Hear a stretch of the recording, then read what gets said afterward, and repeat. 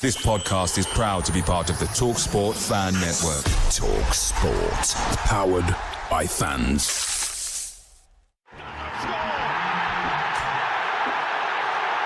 Stars with a save. To the second here. A classic counterattack. And Gibbs White puts Nottingham Forest 2 ahead. Here's one. 1-0 Forest. Has made an even bigger difference there. Nottingham Forest have snatched the lead at Anfield. Hello, welcome back to Red Side of the Trent, and what a week makes in football and in Forest terms, qualifying first of all for the quarterfinals of the Europa League after beating Midtjylland on penalties. We go into the Tottenham game where we're a bit unsure. Lo and behold, it's a 3-0 victory and it almost looked comfortable by the end of it. I'm delighted to be joined by the Red Side regulars in terms of Christian Brown, Reece Lane and Lee Clark. Good to have you all with us and good to have everyone in the live chat as well. Reece, I'm going to start with yourself because you've had an absolute the stormer of a week, obviously going to Denmark, and wasn't sure whether we'd actually overturn that result, and we did. So tell us about your trip. Did you enjoy it? Did you find an Italian? Because that is your shtick. Yeah, always find an Italian. Obviously, the game was brilliant because we, overturned the tie, which is something I didn't personally think we would do. So credit to the staff and the players for that. I mean, the away end, I think there was like 600 of us, was superb that evening. Copenhagen, I don't know if anyone's been in the chat. Lovely, lovely city. Would absolutely recommend it.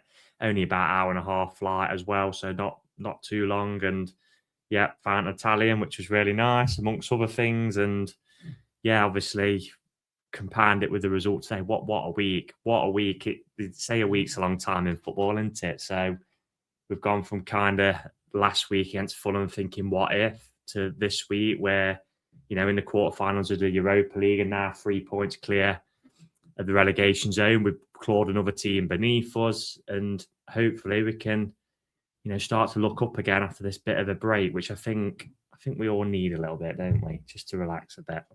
Yeah, definitely. Christian, are you well? Yeah, very well, thank you. Yeah, it's funny how things change in football, isn't it? It's like just touching on what Reece was saying there. Obviously, Mace called it last week, didn't he? He said that look, this time next week we could be in the quarterfinals of the Europa League and we could be like 3 points to the relegation zone. And lo and behold, here we are, which is certainly better for the mood and whatever else. Yeah, delighted about obviously Forest absolutely elevated that significantly as well.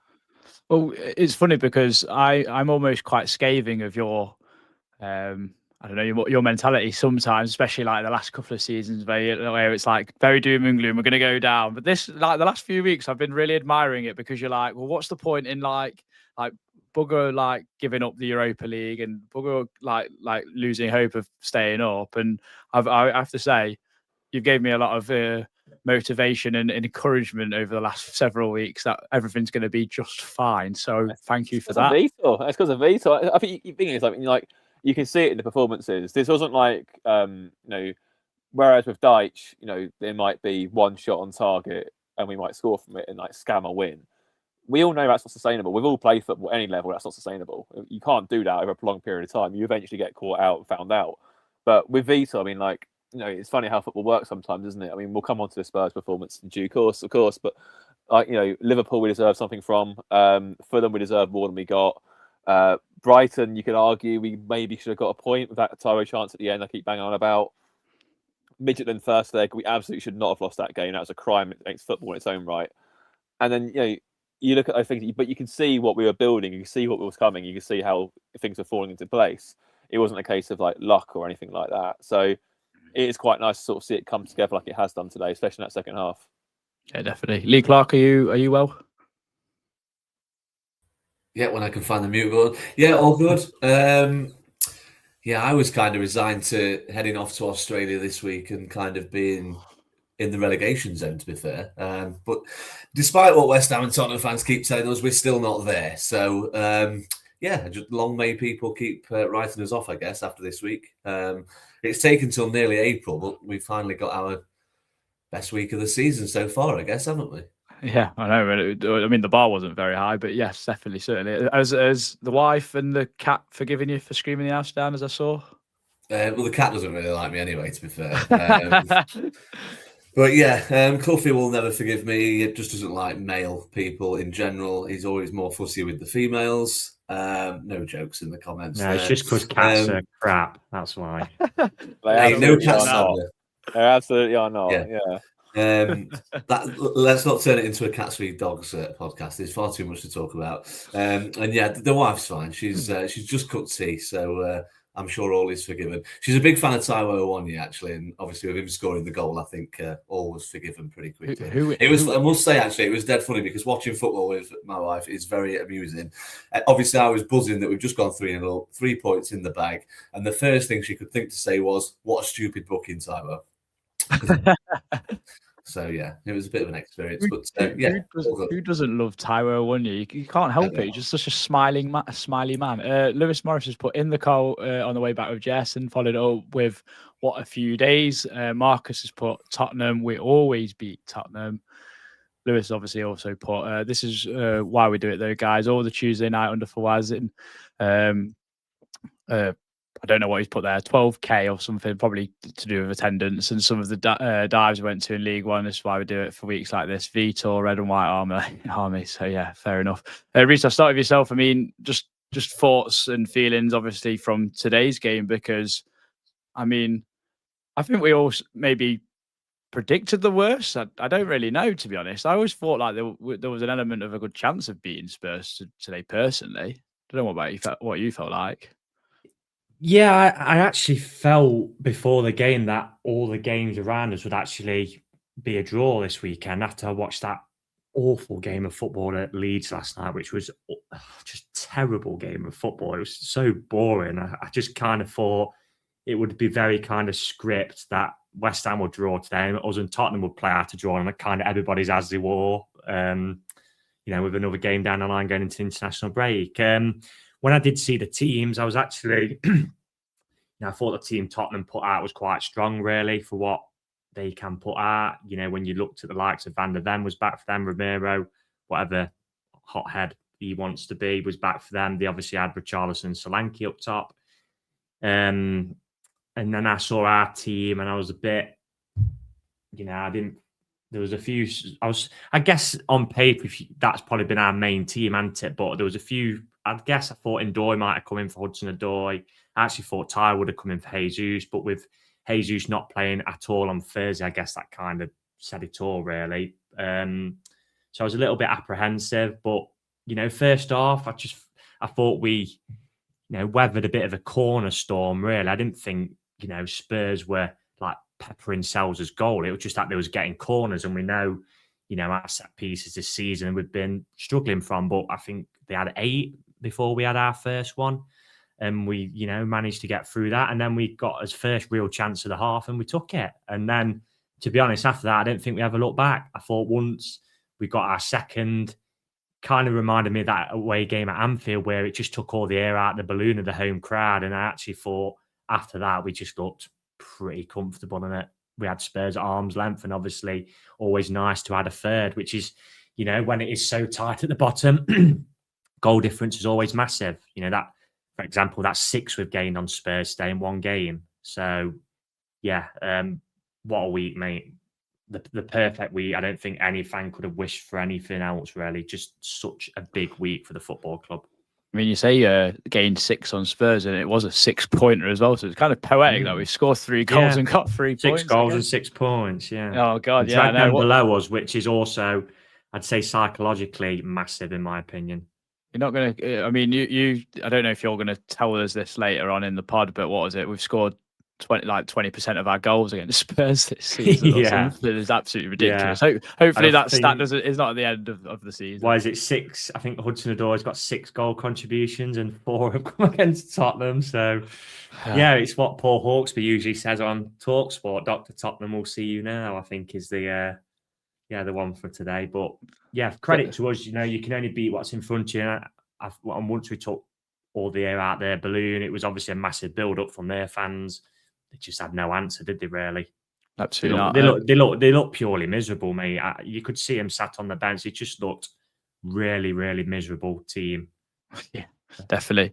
Christian, I mean, for all of Spurs' pre-match huff and puff in terms of the welcoming the team boss, I mean, I don't think they even gave him that reception for winning the Europa League, honestly.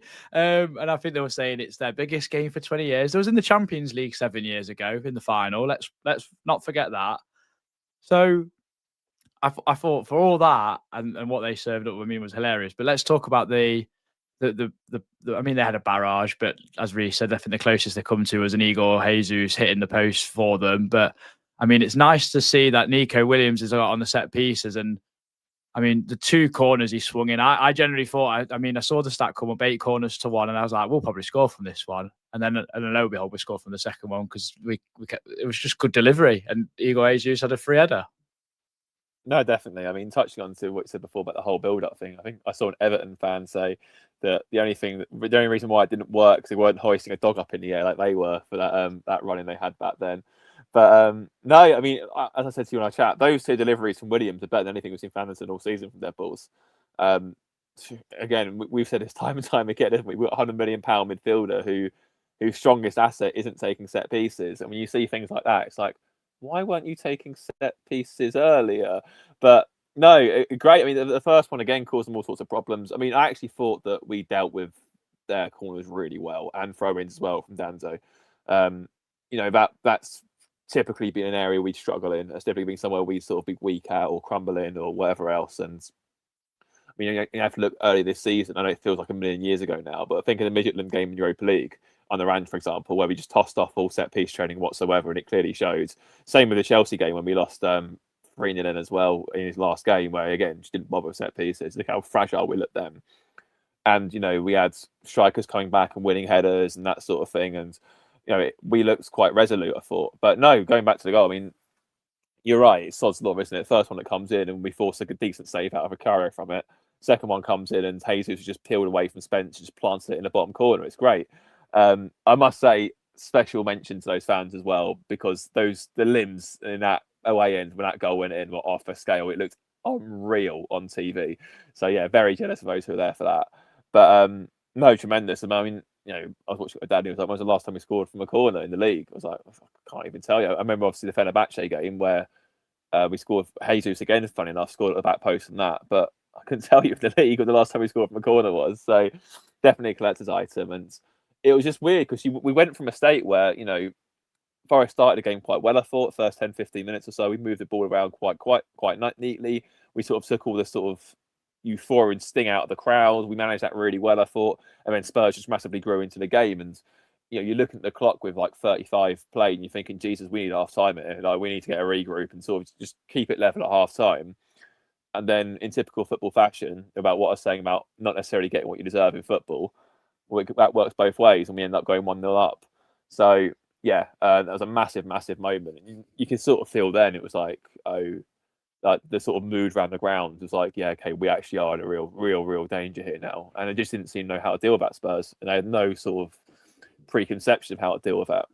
Yeah, no, I completely agree, and like you say about taking the sting out, and I mean, Tottenham had a chance towards the end of the half. I actually thought, I mean, I don't like talking about refs in a negative manner. Sometimes we do on this pod, but I actually thought Michael Oliver was brilliant today. And the fact that Matt Sells has pulled off probably the save of the season from Mattis Tell onto the crossbar, but then Michael Oliver's not been conned by Christian Romero in that challenge that Nico Williams has on him either. I mean, I always say the same about Michael Oliver. If you've got an issue with Michael Oliver refereeing, then you may as well sack it off in the Premier League. Because there's, can you remember in tennis when Nadal and Federer used to be here, and then before Djokovic came on the scene, everyone else was like miles away from them too. It's the same with our referees. Oliver is miles better than anyone else we've got, and then the rest just compete to be the best of the rest. The thing I really hate about the Premier League is that referees can't do right for doing wrong. So Tottenham have lost a game of football in which they were absolutely abysmal in, and they're talking about certain decisions that Michael Oliver did and didn't give. It wouldn't have mattered if I was reffing that game today. Tottenham wouldn't have won. They were dreadful. I mean, they can mention the Sangare supposed tackle on Harry Gray when Harry Gray was the only one who left the floor, by the way. They can mention that they had 2 penalty appeals, one of which was Sarr when he jumped straight back up because he thought, oh, there's a strong possibility I might get cautioned for diving there. And then the other one on Ramiro when, footballers aren't the brightest, are they? Ramiro went down holding his head. I think if Ramiro goes down a little bit more naturally, he's probably got more of a case to have a more lengthy look from Tony Harrington in the VAR box. So, yeah, I don't think they helped themselves there. I thought Oliver was fine. But yeah, like I say, there is. Why do we have it? Why do we live in an era where football fans are always looking to blame someone else for your team's, downfalls? I mean, Tottenham aren't where they. None of us in this relegation battle are where we are because of referees. We can all point to decisions across the course of a season where we've been hard done by. I mean, we saw last Sunday. I mean, Brighton's goal yesterday. They got the luxury of the 5 centimetre. What's it called? The 5 centimetre sort of criteria for the threshold. I mean, what are you telling me that Ndoye was more than 5 centimetres offside last week, so he didn't come into play? It's absolute nonsense. But we've had to get on with that. We've had to park that. We've had 2 big games this week, and we've gone and won them both. I mean, it's about time Tottenham stopped feeling sorry for themselves a little bit and just focused on winning football matches. I think because, like I said, they seem to think that Michael Oliver's got this vendetta against Ramiro. Well, since Ramiro came to the Prem, how many red cards has he had? I'm pretty sure Michael Oliver hasn't shown them all to him. So he needs to stop flying in and learn the art of defending. Stand on your feet and, what do they say? I mean, it's always the boy who cried wolf, isn't it? When Ramiro goes flying down in the box, referees and VARs are going to think, oh, it's him. Well, he likes a challenge. He likes the physical side. So, you know what? Fair game. Let's play on. But no, there was nothing in that game today that Michael Oliver did wrong. I actually think sometimes he lets a bit too much go for me, Michael Oliver. There was a few times in the first half when, similarly in Denmark in midweek, actually, when Anderson was kind of pushed and pulled around and nothing was given. But the beauty of Michael Oliver is when that happens the other way, it's also play on. So you never expect a referee to be perfect for 90 minutes, but what you do ask is that they're consistent. And I think Michael Oliver is probably as good as anyone in the world when it comes to being consistent. Yeah, I mean, just wanted to comment on Sells' save as well in the lead up to all that, because I thought it was sublime, to be honest. Yeah, I mean, if anyone was wondering why Sells got the nod over Ortega, I suppose he came up trumps there for us, didn't he? I actually probably would have, being brutally honest, I probably would have stuck with Ortega. I think with Pereira's style of play and what he wants us to do, I think what Ortega is really good at is knowing when to keep the ball and when to smack it long. His distribution is much better than Sells', to be fair. But like I've always said, there's absolutely nothing wrong with Sells' ability to save shots. And yeah, that as soon as it left Tell's foot on the telly, I thought it was in. I thought it was just going to be a typical Forest situation where we've scored and they've gone straight at the other end and pulled a worldie out of the backside, so to speak. So yeah, brilliant save. Yeah, like I say, there's no issue with him when it comes to saving shots. And I think that the beauty of having Ortega in now is we've got 2 number ones again. We've not got a real drop-off if anything does happen to Sells. So, yeah, I do think it's important to have 2 number ones rather than a number one and then someone who comes in who you're kind of thinking, well, I'm not sure about this. That's going to be a massive blow. Much like it was when Victor's coming in or when Angus Gunn has to come in, I suppose. Yeah, definitely. I mean, so Reece, going in at half-time, 1-0. I mean, we scored at a perfect time. I think we scored all 3 goals at the perfect time, you'd probably argue. But Spurs made 2 changes where Van der Ven went off and Jed Spence went off as well for Lucas Bergvall and Destiny Udogie. I just feel like that completely changed the momentum of the game for us, because I just felt like Spurs had no impetus at all on us, and it just allowed us to almost play on the counter attack and get quite free and I don't know, get up the pitch a bit further, because I think in the first half I thought Spurs penned us in quite well, to be honest, and I just figured like if they carried that on, we'll probably concede a goal. But thank you, Igor Tudor, I guess.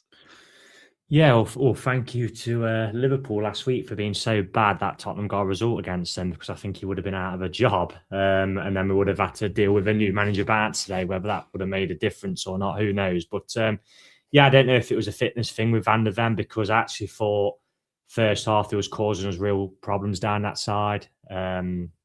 because obviously they was playing with a back three, which allowed Van der Ven to bomb on as well with a fullback. I thought Tell got the better of Arne quite a lot in the first half.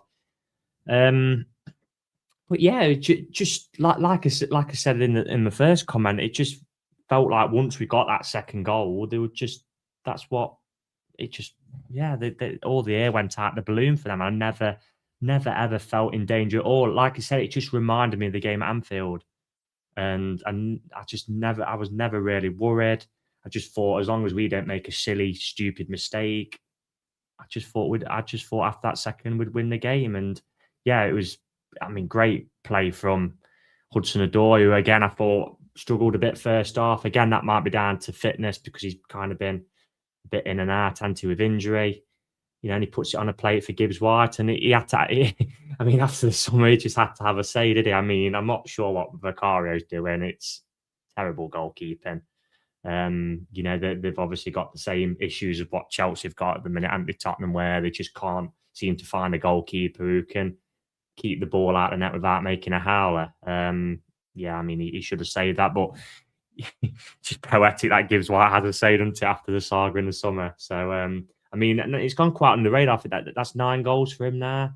Yeah, really good. So, if he gets double figures for the season from a number 10 after a season where we've been in a state of flux for most of the season, I think that's very good going personally. And yeah, I think at times, most fans can get frustrated by Gibbs White's probably flicks and his performances not quite being there for him. But I never ever think he doesn't give a lack of effort for Forest. I always think he tries and tries. And yeah, I think it's actually a good string to his bow if he was to get double figures, because I don't think he's done that for us, has he, in terms of goals since joining us. So no, he hasn't. Yeah, and it gives him an incentive as well away from Forest. He's obviously been left out of the England squad this week. I think it'll be vastly tough for him to get back in there personally. But, as a footballer who's ambitious, you've got to think, well, I've got to at least try. So hopefully, he can keep producing for us for the rest of the season, because he is his talisman, isn't he? Let's be honest. Just to touch on the England thing, I've just seen as well on BBC that Harvey Barnes is getting called up because Eze is pulling out apparently. So that's, I mean, I said in our group chat when he wasn't called into this squad with 35 players being picked, that's probably his chance gone. And I guess if someone like Eze is pulling out injured, you'd think that Eze is one of the clutcher players that is at the minute limiting Gibbs White's prospects of getting in there. So yeah, I disagree with that, because Barnes is a winger, so Tuchel obviously sees Eze as a left-sided winger, and I couldn't imagine him calling Barnes up if he didn't see Eze as a winger. It would just be a straight swap. I've always said it though. The problem for Morgan is it's just England have got so many good number 10s. I mean, we've even had, England fans have even had a discussion earlier on in the year where Jude Bellingham might not even get in the team because Tuchel likes Morgan Rogers. That's the level. A guy who's playing for Real Madrid. There's just so many players in that. And I know, fans can speak about form and that, but some players are just going to get in. I know I've never been a massive fan of Foden for England, but I think he's, because of who he plays for. Palmer's probably another one, because they're just operating at the highest level week in, week out for the elite clubs. We see in Palmer in the final against Spain, he produced a moment out of nothing, didn't he? So it's going to be hard for him, but that's by the by. I just want him to keep playing well for Forest. England's another conversation. I did want to talk about the build-up actually to the second goal, Reece, because Sangare starts it off with that. He's got that weird thing that he can do where he just turns on a sixpence, and you think he's going to lose the ball, and suddenly he's got the ball, he's turned, and then he's just spread it out wide. And I actually think it's really clever play, because we put Spurs on the back foot, and then it allows Morgan to actually drop in deep and collect the ball, and then play that ball out to Callum, and then just drift into that number 10, and no one's picking him up because he arrives late. And that's what he's done quite well this season, actually, Morgan, in terms of getting more goals. He's arriving late on the scene to be in those positions. And to be fair, if Vicario had saved it, I'd have been cursing at Morgan, because he should score that as well. Yeah, he should, mate. Yeah, I genuinely thought Vicario had saved it on the yeah, team. I mean, if he had saved it, we'd be like, yeah, it was a poor finish, really, but he's gone in, so it don't kind of matter, does it? But Yeah, I think it's very underrated, that Sangare, that turn, that backwards turn, what he can do, where he literally keeps the ball glued to his foot just so he can switch play. You know, sometimes, yeah, I know fans might say sometimes a little bit slow in that, but with Sangare, I think he's always looking to play a positive pass, whether that's switching play, you know, or just keeping the ball or passing forward. You know, I don't see him.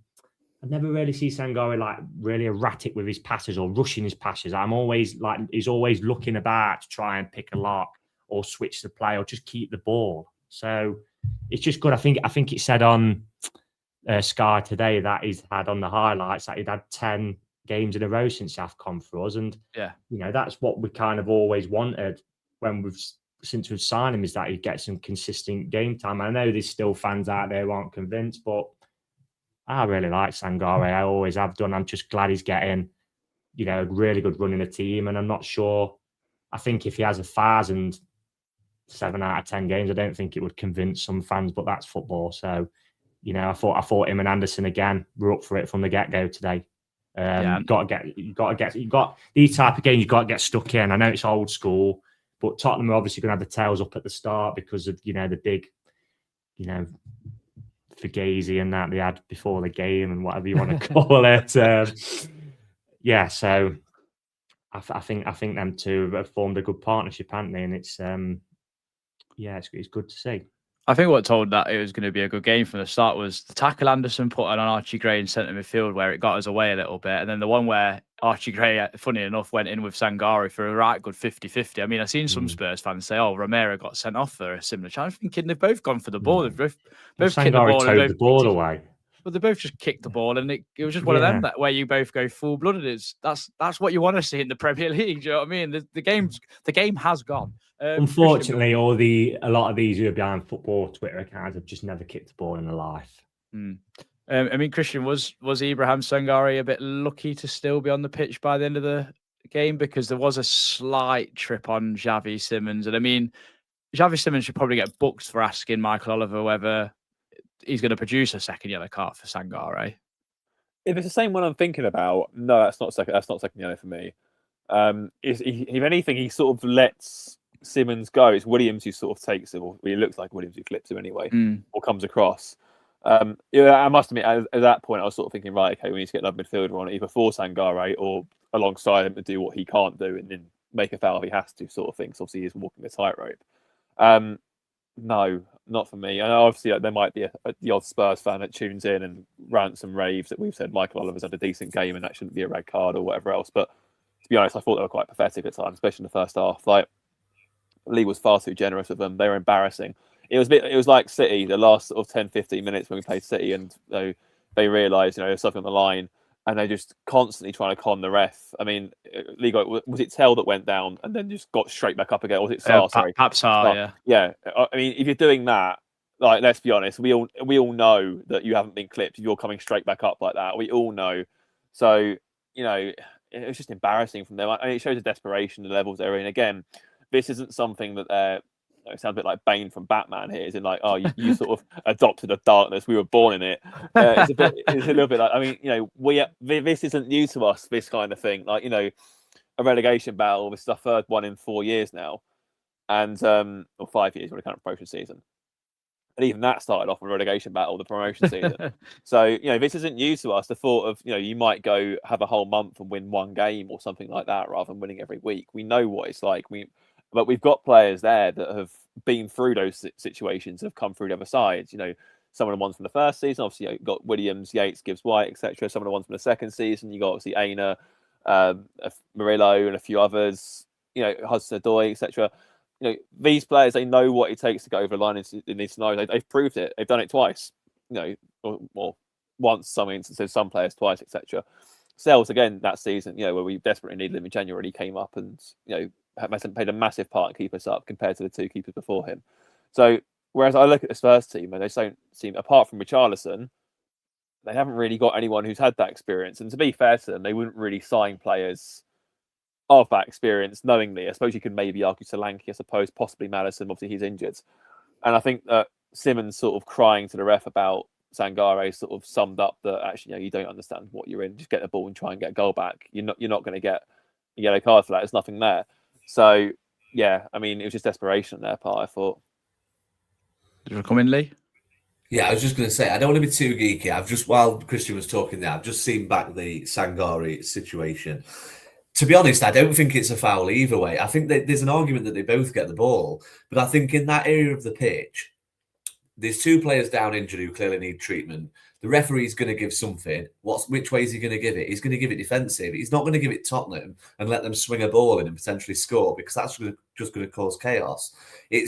I'm not saying it's right refereeing, but it's just safe refereeing. If you're not sure which man's actually been fouled, you just give it defensive. You've stopped the game. VAR can have a look. They've deemed exactly what I've just said. They've both gone in. They've both got a bit of the ball.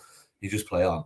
Going on the tell thing, I think there's this perception in any sort of football that when a player's been booked, their next foul has got to be a second yellow. But it's still got to fall under one of the infringements that is, it's still got to be reckless, or it's still got to be persistence. It's still got to be breaking up a promising attack. It's not written in law that if you're already on a caution, and some fans think he might have made 3 or 4 fouls before he actually got cautioned, that his next little trip or little shirt pull has got to be a yellow card. There's just, like I say, that's not a Tottenham thing. That's just a football thing. It happens at every level. If a player's been booked, the next time they do anything, whether it's kicking the ball away, make a little trip, he's off. Well, no, he's not, because it's not a yellow card offence. It's still got to be an offence.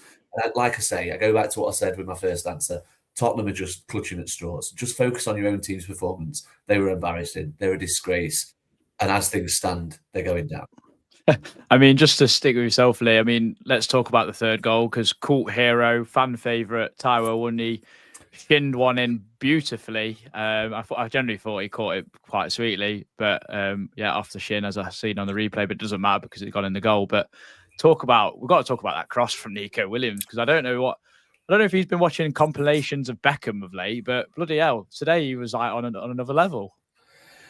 Yeah, I won't steal your thunder in case he's a player performance, Williams, but he was back to his best today, I thought, to be honest. He actually had one earlier in the second half that was... Yeah, he did. In real time, I thought it looked like one of the strikers had let him down, but I think I kind of agreed with Andy Reid's sentiment on comms that he probably did put a little bit too much on it, but Tottenham gave him another chance and he got the second one bang on. I think if Arsenal score a goal like that, I think it's shown on Sky Sports highlight reels for weeks, to be fair. We mentioned Wood coming back and his movement he brings into the box. The goal he scored for the B team on Friday night, he just leaves his defender. He basically ensures the defender can't see him. And that's exactly what Taiwo did. I think if Chris Wood scores that goal, we're all saying how good a goal it is. I still think there's a bit of a perception with some of our fans that Awoniyi's done, he's never going to do it for us. Well, he's stepped up twice now this season, and I think sometimes certain players can suit certain managers. I'm not going to sit here and say that I think Taiwo is going to be the saviour beyond this season. Do I think he's going to finish this season well and get 15 goals next season? Of course I don't. I'm not naive enough to think that. But I think in our situation right now, as Christian's just said as well, he's another player that's done it. He's stepped up and done it when we're down in the doldrums and near the bottom of the table. So, yeah, great to see. It's impossible not to like Awoniyi as a bloke, isn't it? He plays the game with a smile on his face.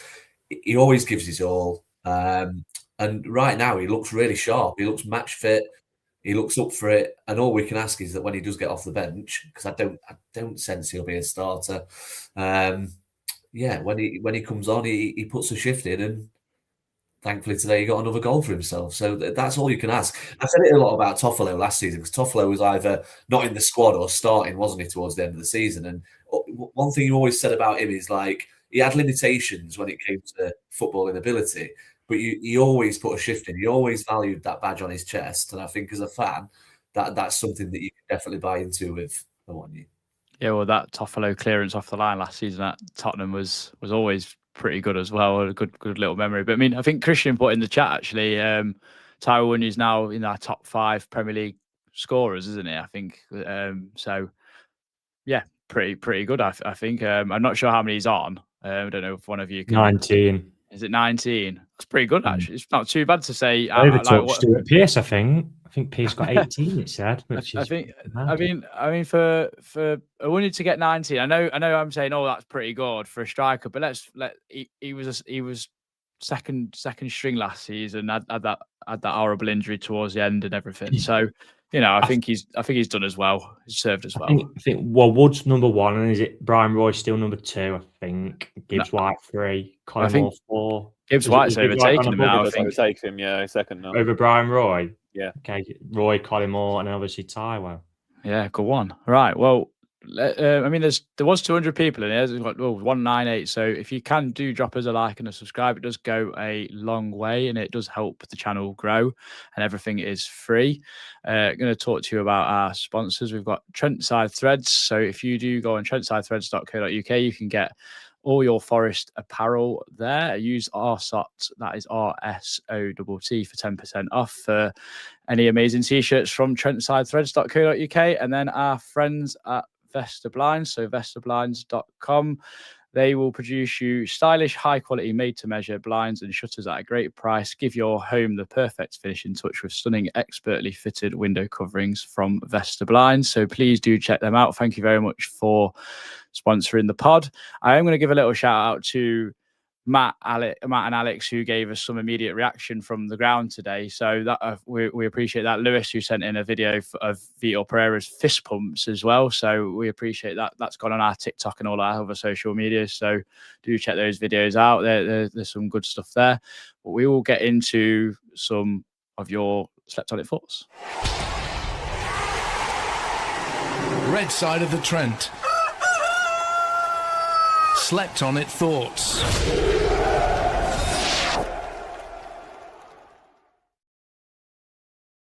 Couple from Twitter. So Jeffro, massive. It's one thing to win, but to wipe the floor with them and keep a clean sheet as well is great to see. I had us down to win 3-0 on Super 6. Should have put a bet on. Very good week for us. Hopefully we start scoring more at home. Time for a much needed rest before Porto. Mark Baker, not been a bad week, has it? Much needed and deserved win. Carl Booth weathered the storm first half and going in at half time. 1-up was huge, took control of the second half and put away our chances without Spurs laying a glove. We have fight with it. They look out of it. Big performances, and this week has been wonderful. Martin Fretwell, once we believed in ourselves, top performance from the boys, been an outstanding week. From Facebook, Alba, massive winning, what could be called a 7-pointer. The 6-goal swing has taken away what was effectively an extra point for Spurs with a goal difference. Defended excellently, closed down well, and were clinical in front of goal. More of that and we stay up. Lee Tilston, you Reds, looks far from a struggling side today. Took the sting out of their crowd and yes, clinical in front of goal. Great shift today from the start as the subs open play and set pieces up the Reds. A few more from Twitter. Let me just get a few more loaded up. There was a few that was missed off, so we've added them.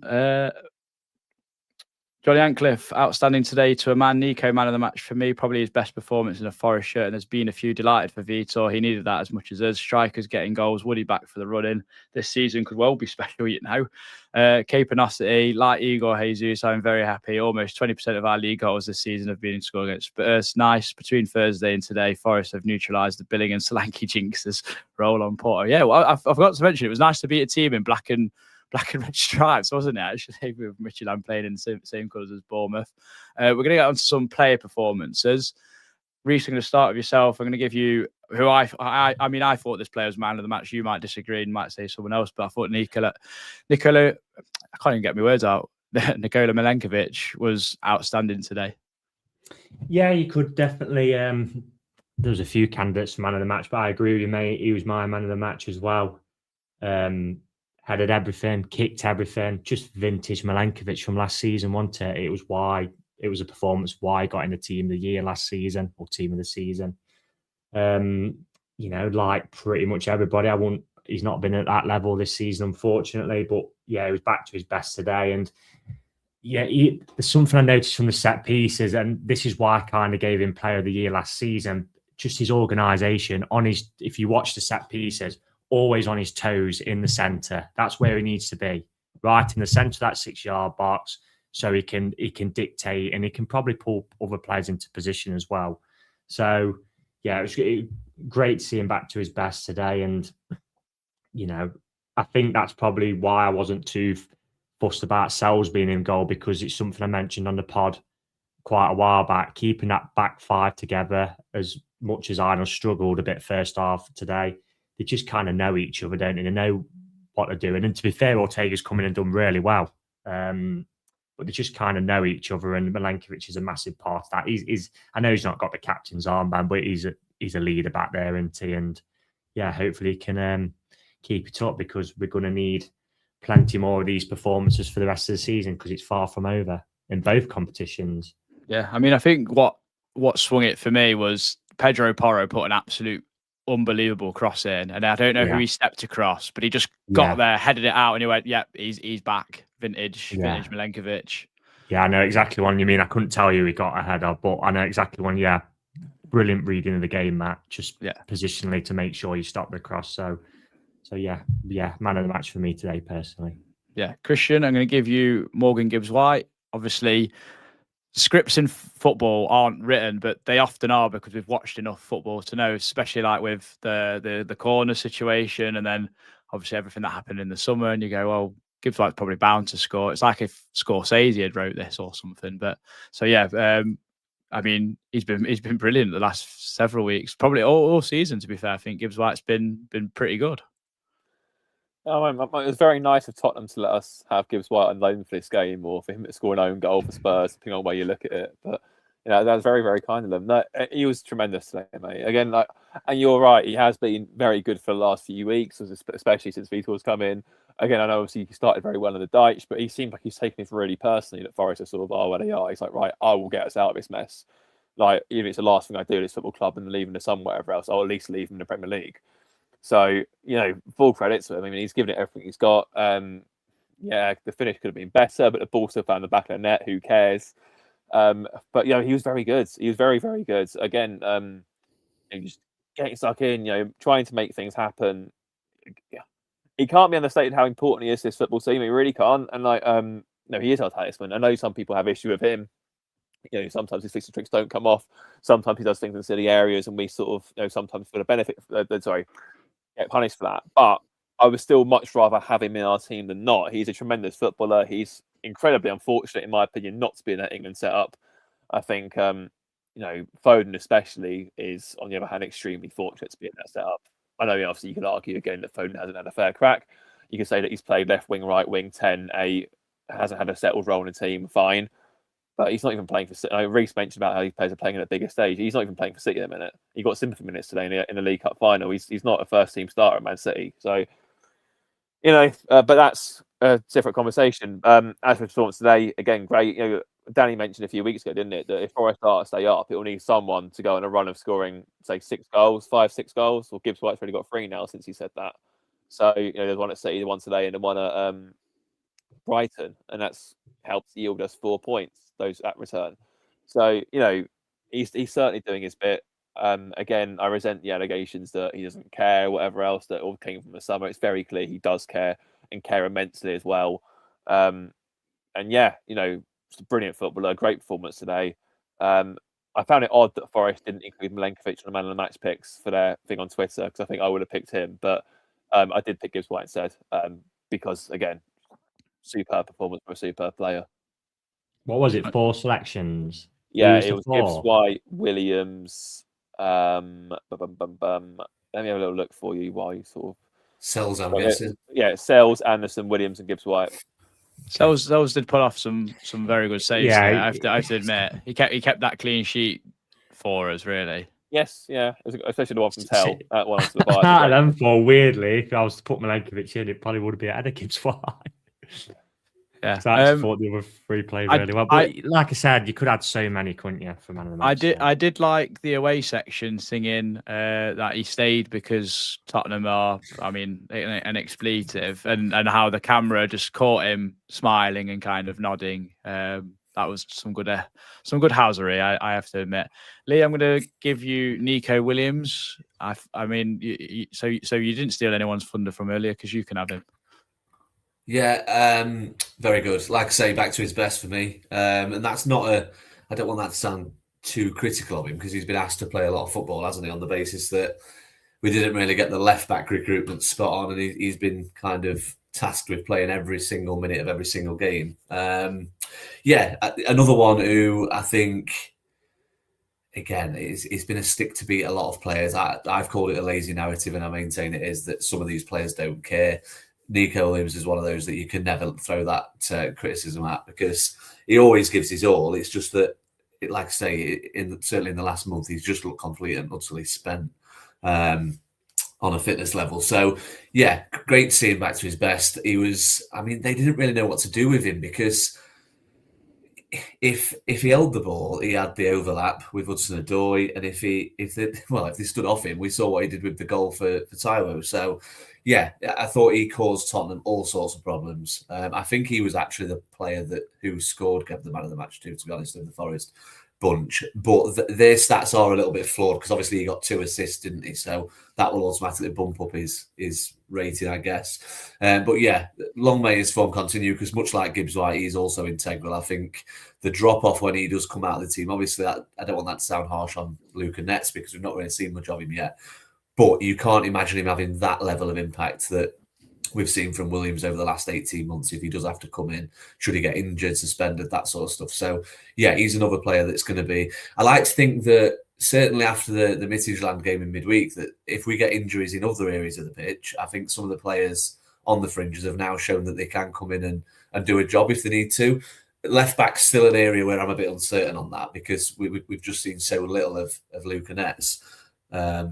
Like I say, he's played a lot of games for such a young age, but we just don't know if he's going to have the stomach for a relegation battle. So, yeah, Nico Williams is going to be massive for us in this run-in. It's just a shame he's got 2 rather important games with Wales, I suppose. So he's not really going to get the rest that I guess Forest fans would like him to get. Although I think it's their first game against Bosnia or something. Yeah, but if they lose that, then they'll only have 1. Yeah, Hopefully they lose. They should beat Bosnia. I mean, yeah. I was come on down. Yeah. I was literally about to say Nico won't get any rest because they've got an important game against Bosnia. So, and then it'll be Italy or Northern Ireland after that. So it'll be Italy. Apologies I don't know. for Northern Ireland supporters. Apologise to North Macedonia when they knocked Italy out the qualifiers. But they had that Alioski who played for Leeds, didn't they? They had elite. Did they have Goran Pandev? Do you remember him? Probably, yeah. Yeah, possibly.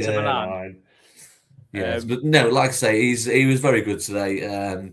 He's another one who, much like Gibbs White, is a man for the big occasion as well. I always think you're going to get an extra 10-15% out of him when it's a bigger game. So we've still got 7 cup finals left. So I am kind of pinning my hat on people like Gibbs White and Williams now to continue their form and then they can sail off onto a beach somewhere or to the World Cup, whichever they prefer if Nico Williams qualifies for the World Cup, and enjoy a bit of downtime and then, we can just park this miserable season and forget it ever happened, I guess. It might... 12 cup finals as well. It might still be... Of course, yeah, sorry, I do apologise. It still might be a unbelievable season if we survive and win Europa League, and we'll be going, why was we so miserable? Oh, yeah, because we had 3 managers. I do still wonder who's got the more whiter teeth out of Nico Williams and Igor Jesus, I do have to say, because bloody hell, they're purling. Purling, I say. Anyone else want to speak about any other players? I know, Christian, you might want to speak about Igor Jesus. No, I thought Igor played well today, but no, I was actually what I was going to raise was the away form. Does anyone else find that really baffling? How I think we played 5 away games now in the Vitor. We've won 3, drawn 1, and lost 1, and we've scored 10 plus goals. Yet at home, it's 1 goal from 99 shots. Yeah. That is a little bit weird, isn't it? Oh, we should have beat Fenerbahce at home as well, and Midtjylland, to be honest. I must admit, I'm not to sound like a told you so or anything like that, but I've always maintained that I feel more confident this season watching us away that we'll score and make life much like we did last season. I'm not saying we're playing the same sort of football on the counter that Nuno got us playing, but there just seems to be a bit of a... I maintain that if... Again, I don't want this to come back and bite me. I think if we have a game at home where we score a couple of early goals and we get a really comfortable win, much like we've done today, not with the early goals, but a really comfortable home win, I think that'll be like the monkey off the back and we'll kick on. I think there's just such a...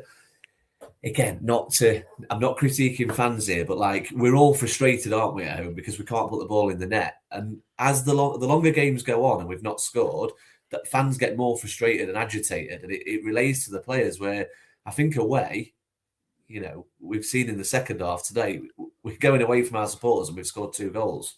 There's not the same. Your away fans are your ardent fans. They get behind from the first minute to the last, don't they?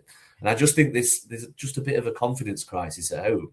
But it's not something that we can't reverse. If I was a Tottenham fan, I'd certainly be more concerned about our own form because they've still not won in 2026, and they've got pretty tricky home games left to come. So, yeah, I do think it's kind of a reversible thing, and I think we can get out of it. But there's just seems to be less pressure on the players away at the minute. It's hard I think that's something as well. So I was going to say, like Fenerbahce away is absolute cauldron. Man City away, in the middle of a title race as well, to go behind twice and still pull a result out of the bag. Even Midtjylland. You're 1-0 down against you. Yeah. When they're potentially very strong at home as well. It's just very, very strange. To be honest, it is something that's lingered from last season, in my opinion. Like, you look at the back end of the season, we went away to Tottenham and won. We went away to West Ham and won under pressure. We lost at home to Brentford. We drew with Leicester. We lost at home to Everton on the last day. Lost to Everton. So it's probably something that's lingered. And like Nathan made a good point on the last pod where he says, like Lee's just mentioned, players can probably hear the grumbles and that a lot more at home, and the pressure builds. We've seen this season as well, a lot of the players at times have got frustrated quite easily.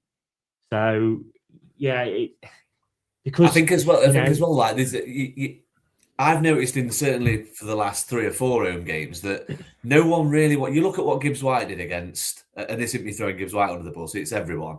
You look at what he did against Brighton. He picked the ball up 30 yards out, took it another 5, banged it in the top corner.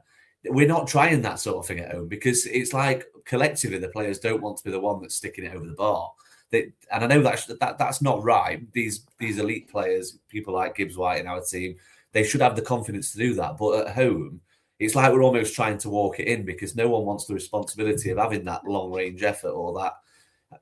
It's just a shame stand last time out, I guess, isn't it? Just to get us that win and see if it does change anything, I guess. I guess you could, flip that round and say, well, we have had 99 shots in the last 5 games at home. So people, and I won't say we've missed loads and loads of gilt-edged chances, from that. So players must be trying from range a lot of these times. I mean, Einer's shot was from range, I guess, once it just outside the box where he hit the bar. Would some of our players take that first time? Maybe not. So, yeah, that's one of the strange things about football, isn't it? It can be a strange old game at times. And, yeah, you look at the next 2 at home, just taking aside Porto. Villa are going to be travelling to Italy on the Thursday where we travel to Portugal. So they're going to kind of be in the same boat as us. So it's not like they've had the week off and, they're obviously going to have a lot of international players going away. And then you look at that Burnley home game as well. I mean, that's a massive one, isn't it? That's you can't say must win, but that's a one where you think, and if you were to write down all the fixtures, think, yeah, +3. I think you've got to be looking at from the next 2 at home, to be honest. I think at the very, very minimum, 3 points. At the very minimum. I would be personally looking for 4, and I actually think we've got a good home record against Villa, since we've come up. Drew first season, beat them the last 2.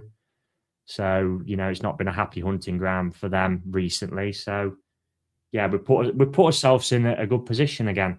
And how many times this season have we said, right, especially under the previous manager, let's push on. And that's why he got sacked, because he couldn't do it. So this is now a chance again, another chance for the players to push on. And we've got to build on this result today. Is because, yeah, it's a fantastic result today, but there's still 7 games to go in the Premier League. There's a long, long way to go yet. We've just got to make sure we build on this performance now. And we can actually, if we was to get 4 points in the next 2, that would put us on to 36 with 5 to play. You're kind of looking at it then and thinking, well, we've got a few toes in the league next season if we just put a couple of good results together to get up to that 40. Because Farker's talking about 38 into Farker, he reckons he was saying last night. I'm going to go with a 4. With a 4. They're trying to draw the way to safety, aren't they, Leeds? Yeah. But I'm looking at the 40. I'm looking at the 40 points. So if you was to get 4 from the next 2, then you need 4 points from 5 games.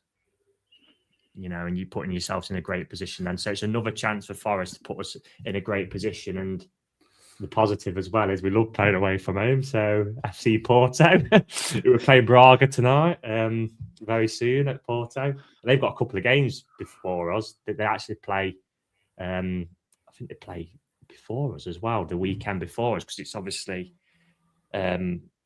international breaks kind of gone, hasn't it? I'm sure they've got, I think it's Tondela. I think they got, I had a look last night. I might be wrong there, but so yeah, that'll be an exciting one for us all. I just think we're kind of tantalisingly close now to doing what Palace did a few weeks ago. When Palace played us, and they'd still not won for ages, they got the point and everyone was worried about Palace. They then had their derby, they had their cup final, if you like. We'll call it a cup final because that's what Tottenham fans call today's game, which they lost. They won, and then they went and I can't remember who else they beat, but I think they had a bad result, and then they won again. They ended up with like 3 wins out of 5. Now we've got this back-to-back. We've got back-to-back home games.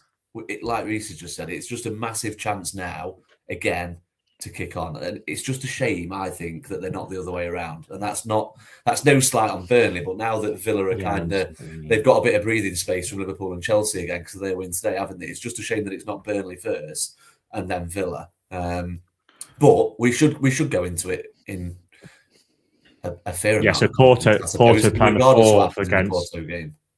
Yeah, they planned the 4th against Familiar Cow before us, so we'll have quite a long break, and they've got obviously a game. So, let's just think we can take it, just pull clear, and leave everyone else to scrap it out during the last 5 games. I suppose another thing that's worth noting as well, actually, ahead of our next league game, I should add, is obviously West Ham have Wolves at home on a Friday, don't they? Friday night. Yeah. So we'll know full well going into our game what we need to do, regardless, or if we need to do anything, of course. But all the opportunities we have at hand. So that can obviously play a part in whatever happens in the Villa game as well. But yeah, of course, obviously all focus now does turn to Portugal, isn't it? So which is quite fun. Yeah, I mean, thank you, Reece, for with that point, because now my title of this podcast is very justified. Can we push on? And hopefully, yes is the answer for who. We're half hoping that Villa don't get the result they really want away from home at Bologna, and then maybe they're trailing. So actually, I don't know, something they've got a bit of a different mindset there. I don't really think they've got the full depth of squad to really fully rotate either as much as maybe we have at the moment. So that can always come into play. But well, come on, Relo Freuler, give us something. Yeah, come on, Relo Freuler. And Orsolini, that man from the charity. Or Lewis Ferguson or Santiago Castro, any of you. Yeah, anything. Just before we wrap up and go into I know you've got a quiz question sort of thing, Reece, but we're going to get into Elliot's fact of the day. So here we go. Hi everyone, Elliot here. So today's fact comes from the Independent this week, and it's that Pete Hewings, 37, an angler from Gothenburg, Sweden, was taken to court this week for spanking his wife with a live eel. The court found him guilty and fined him 100 krona for cruelty to the eel of the Reds. I mean, this podcast never fails. We're getting a bit blue, aren't we? It's a good job it's approaching 9 o'clock. That's like this now. It's the watershed. We're nowhere near the watershed yet. We're not Jules Holland levels yet. Jesus. Oh, dear. By the way, a point Christian made earlier. I think the last time I scored from a corner, Dominguez at West Ham, I believe. Yes, you're right. Yeah, January. Yeah, Dominguez in midweek. Dominguez must be loves a looping header. Dominguez, it just must even be. Even against Brentford, his first goal sort of looped it past Flecken, didn't he? Yeah. Secret weapon. Like, it is always the small players that are really good at heading. Like, Igor's really good. Mike Lone was very good at in the air. Gibbs White always really that goal against Argentina when he literally Peter Crouch tried to get up at I remember that. In bottom corner. In Geneva, wasn't it? Whatever it was. Yeah. Best friendly of all time. Yeah. I mean, Maradona was as well. Maradona was class at jumping. Yeah. Something what Danny mentioned into about. He said about a striker getting, what was it, 5 goals? I know you took 5 or 6. Some of it's 5 or 6 would be all right. You know, we've had Taiwo and Jesus have got 1 each. So there's 2, for example. So my football question of the day, I'm going to follow Elliot here, is so Newcastle went to Barcelona midweek, got absolutely battered, and then also lost the North East derby today. So Eddie Howe was who was the last English manager to manage at the new camp before Eddie Howe? I'm glad none of you said it because you've not seen it on Twitter. Last English manager to manage. Last English manager to manage. Oh, is it Gary Neville? Camp. Correct. Well done. He got Valencia. Valencia. 6 7-pointed Prime Minister of football getting absolutely tanked shortly afterwards. Yeah. And then just retreated back into punditry. Well done, Gary. Yeah. If there's nothing else to discuss, then we'll leave it there, guys. Anything else you want to chat about? I mean, we'll probably be back in international break. I suppose we might do something. We might do a Q&A. We might do a quiz. We might do something. We'll obviously look into Porto because that's our next game on the 9th of April. Where me, Reece, and Christian are travelling out for it. I mean, I don't have a ticket as of yet, and I'm not guaranteed one because of my membership level. But I am praying to the football and Forest gods that I will get one. Christian's obviously hoping one, having done Graz and did you do Betis, Christian, or did you do Braga? Braga. Reece, I know you've done them all because you don't need to brag. God, you're waiting all these years to get to Europe, and the two you've done are Braga and Graz. Oh. So you've not even seen the score then yet? No, I haven't, which is quite concerning. Christian, stay away from the ground. If it's any consolation, you've seen 2 penalty misses as well. Jesus. Yeah. If it's any consolation, I did go to the Valencia friendly where Taiwo and Emmanuel Dennis scores, and we also saw a rare icing of Loic Badder play for Nottingham Forest that day. I saw that happen with my own eyes. It did happen. So, yeah, that was fun. You've seen Scott McKenna disallow a goal at Frankfurt as well? Yeah, I was there for that, in the 90th minute. We should have no business being disallowed either. Let's have it right. Yeah, so, I can't wait. Can't wait for the next one. I mean, I guess it ends a debate, doesn't it, of which game we should prioritise. We'll just do Forest and win them both. Right, yeah. Also, on a more serious point, though, like this week as well, I've seen so many people say, "Oh, sack off Europa." We'll ignore that sort of Spurs-like attitude to that game. Look at the bounce in their step today from winning that match. And look how much confidence they had from that. This is what I mean. Winning games, no matter what level it's at. It doesn't matter if it's Johnson's Paint Trophy. It doesn't matter if it's the Under-18s Cup. It doesn't matter if it's a friendly against the first team, for example. Winning games is important. It builds confidence. It builds momentum. It's when you do it in a fully competitive game, it matters. I'll never ever understand the mindset of we could do about winning this little match. I want to win every game we play. I know it's not realistic, but that should be your hope going into every match. I want to win this match. I would just like to finish off by saying Vitor Pereira has done brilliantly with rejuvenating the players that are on the periphery as well, because I thought midweek they played really well. And then you think like we've often struggled from playing a Thursday to the Sunday. We've gone 120 minutes and penalties. Penalties were not even nerve-wracking at all. They were abysmal penalties from Midtjylland, thankfully. But you'd think, Tottenham, big pressure game. And we'd think, we're going to be tired. And we looked fresh as a daisy today. I thought we were brilliant. I thought we handled the game really, really well. And I think Vitor Pereira has slowly built that camaraderie back into the squad and to the fans, because you looked at it with the fist pumps. I know they're a bit of a cliche and a bit cringy to some people, but it connects fan and club weirdly a lot. So I think we forget sometimes as well that they are. We're probably guilty of this as well, because they're still elite athletes. I think it wasn't ideal that we had to bring some of the top players on the other night, but them playing sort of half an hour is that extra half an hour energy reserve from not starting a game and not having to mentally prepare to start a game. Obviously paid dividends, because there were loads of them. The ones that got rested from the off the other night looked massively rejuvenated today. So, yeah, they're still elite athletes. They don't need rest per se, do they? It's more the strength and conditioning side of things, I suppose. But yeah, I'm going to have an interesting experience for the first leg, because I start my mammoth flight home from Oz about an hour before we're due to kick off in Portugal. So I'm going to buy the Wi-Fi. I don't know if I'll be on a BBC live commentary sort of situation, but yeah, I'm not sure how the plane's going to react if we score, because if it's anything like I was in my living room today, there could be trouble. We'll probably be getting aborted or something. But Marshall, it'll be an interesting experience. At least it's not the home leg. I'm just hoping that it's still alive for the home leg. And let's hope the club trumps with the ticket prices as well. I think that was something, just to mention ticket prices, because anything now is kind of extra revenue, because this wouldn't been budgeted in your planning sheet and that for the season when you do your budgets, etc. But I think that was something what Steve Cooper was really good at. He was great at uniting a squad. He was really good at making those who probably aren't playing every week feel part of it. And it's something that Sean Dyche was terrible at, absolutely terrible at. And that's why I ended up, another reason why I got booted out the door in the end, because the players, something what Danny mentioned on the pod a few weeks back, players are mates with one another. I think Danny Murphy mentioned this on TalkSPORT as well in midweek. They'll be like, what stops me from having one bad game and then I'm getting treated like that? So, it's a squad game. Everyone's got to feel a part of it. Everybody's got to want to be a part of it. And I think this week Pereira's shown that. And something else to thank as well is thank you to the Midtjylland players bouncing in front of their away end, because that proper got on Pereira's coat. And this week he's like, I tell you what, lads, he's like, I can't swear, but he's like, F it. And yeah, we'll just go through the card pretty much. So yeah, well done, Midtjylland. Yeah, he said in his presser, didn't he? He says they celebrated too early. So I have to say as well, though, a couple of Midtjylland, along with Ebby, a couple of Midtjylland fans were in our hotel after, and they were really graceful. They said we deserved to win.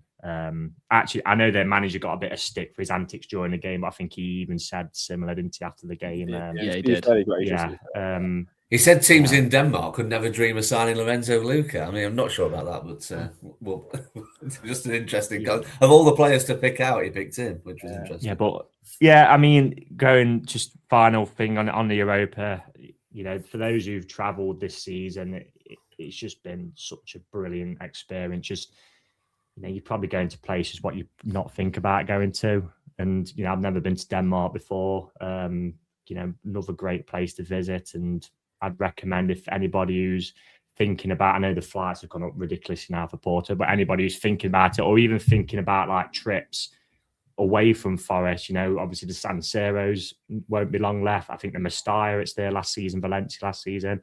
Go on one of these trips because they are fantastic to go on, and you get to see the city and experience football in another country. Well, there we go. Anything else from you, Christian or Lee? Not from me. I was going to say just one last sort of shout out from me regarding players. Speaking of, again, having a tight-knit squad and people feeling valued, I thought Dan and Doy today when he came on was very good. I think he must have won about 3,000 or 4,000 in like 15 minutes. Just kept killing the game, just getting us into it, just helping us ease over the line.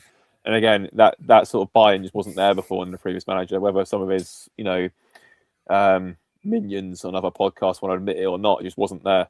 And hopefully we're in a better place for it now. Yeah, definitely. We'll round off the fantastic week there, guys. I mean, 2 wins, 1 in Europe, one in 3-point lane, as we like to call it, because that's the double we've done over Tottenham now. Sorry, but I'll be disappointed if they get relegated, because it's an easy 6 points every season. Damn. I mean, Arsenal fans, I know they got beat in the cup final today, but at least they might have had a little bit of a wry smile before kick-off with that result. So, but thank you very much for everyone that's joined us. 234 people in the chat. Thank you very much for everyone that got their comments. Obviously, as always, please do like and subscribe. It's all free. Everything on social media as well is in the description below. Please donate to Christian's cause for the marathon, which he is running not to the distant future. So please do support that. We'll post that on our social media as well, so you can donate to that. So thank you very much for everyone, and have a good week. Have a good international break, I guess, watching whatever football you might watch, England or non-league or leagues 1 and 2. So enjoy. But thank you again, and come on, you Reds.